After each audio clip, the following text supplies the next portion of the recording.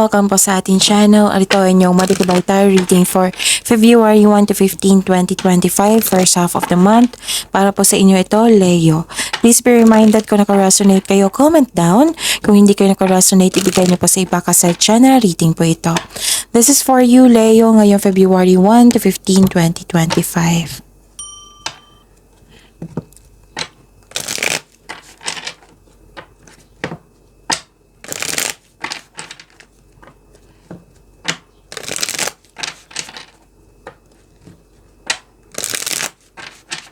Para po ito sa inyo, Leo, ngayong February 1 to 15, 2025. Maraming salamat po sa inyong patuloy na suporta at maraming salamat din po sa mga hindi nag-skip ng ads. Gamitin ang reading na ito bilang gabay lamang sa mga hindi pa nag-subscribe. Subscribe na po kayo at click bell notification para malaman nyo na may bago tayong video. Para sa mga gusto magpa-reading po, may lumabas dyan sa screen nyo ngayon. Panoorin nyo po at sundin ng instruction. Spirit Guide, mga ganap po para kay Leo ngayong February 1 to 15, 2025. I need 3 cards po.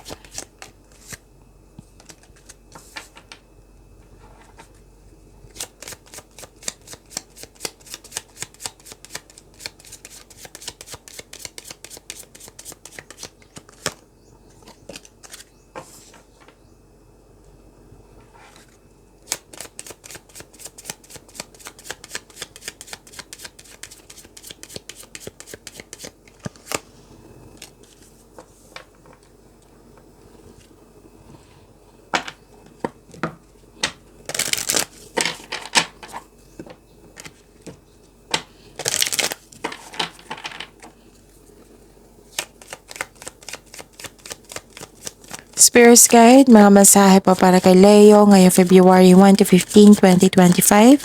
I need 2 cards po.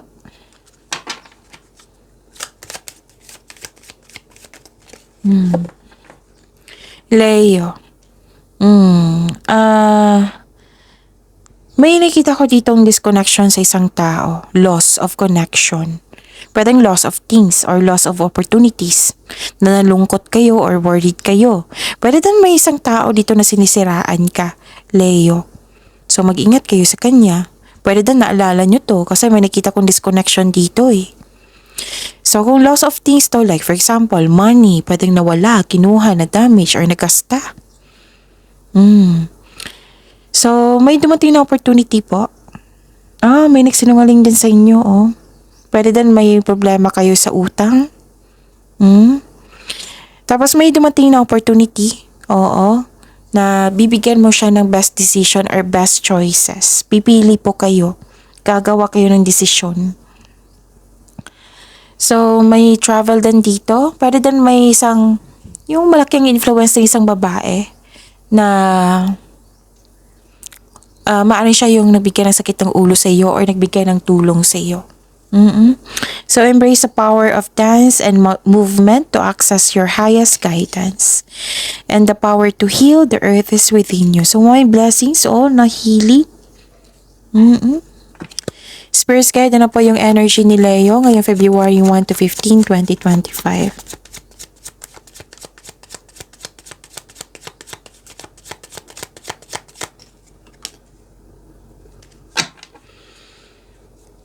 And the clarification of this card po.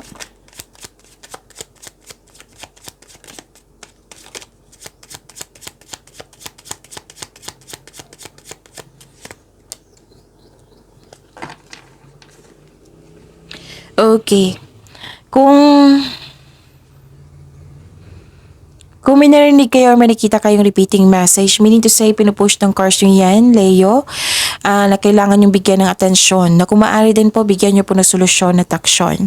Remember, Leo, at the end of the day, alam mo na ikaw lang taong may kakayahan at responsable na gumawa na sarili mong katotohanan at kinabukasan. So, ano yung energy ni Leo? Nakita ko dito na nagkaroon po ng nagkaroon ng stagnation, inability to move forward, you felt defeated or nagkaroon ng confusion. And please be reminded, Leo, huwag kayo mag-claim ng negativity kahit hindi nyo yan sinasadya. Kasi hindi yan nakakabuti sa inyong energy. Okay? Kailangan natin ma-maintain yung positivity ng flow ng inyong energy para tuloy-tuloy yung pasok ng blessings po na para sa inyo. Okay? Paalala lang po. So, kailangan nyo maging confident kasi nakita ko dito nagkaroon ng lack of confidence, lack of focus, or loss of direction. So, yun. Kailangan nyo be confident. Mag-focus kayo. Nawalan kayo ng focus kasi may away. Kasi nga hindi daw nagkaroon daw ng successful sa plano nyo or hindi naka-move on. So lumabas siya dito sa oracle cards nyo at dito din sa tarot cards nyo. And kung gagawa po doon na kayo ng plano, siguraduhin konkretong plano yan. So okay? You need to create a concrete plan in order to regain momentum. Impulse control ay kailangan in order to grow and take action in a positive direction. Yan yung pinaka-importante. Maggawa kayo ng action in a positive direction. Okay? Yun. Huwag po daw kayo mag-rush. Huwag po daw kayo magmadali. Okay? Kung nagkaroon ng hesitation, meaning to say, hindi konkretong plano yan. So, balik kayo sa plano nyo. Siguraduhin konkretong plano yan. Okay? Pagsikapan yung hindi kayo mag-attract ng negativity. Kung may naisip kayo na bother kayo, then take an action. Move forward. Para magbago po. Okay? Para magkaroon ng pagbabago. At nakikita ko dito na nagkaroon po ng di ba may away, mainit ang ulo mo dito. Pwedeng may concern kasi isang tao na parating mainit ang ulo. Pwedeng ganun. Tapos, pwede na nainip ka kasi may delay. Delay sa hinihintay na mensahe, delay sa travel.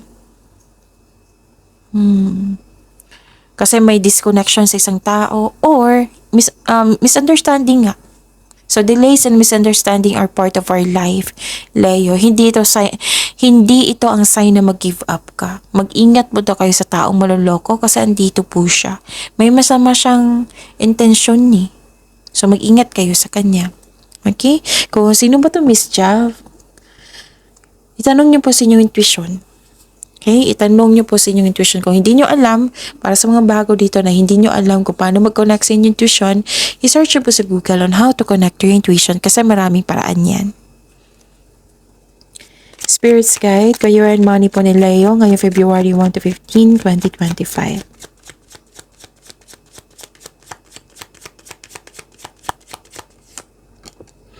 And the clarification of this card po.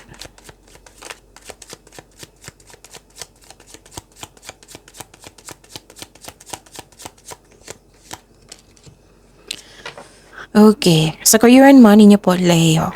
Nakita ko dito nagkaroon ng inspiration, full of creativity, so expect na magiging busy kayo, Leo.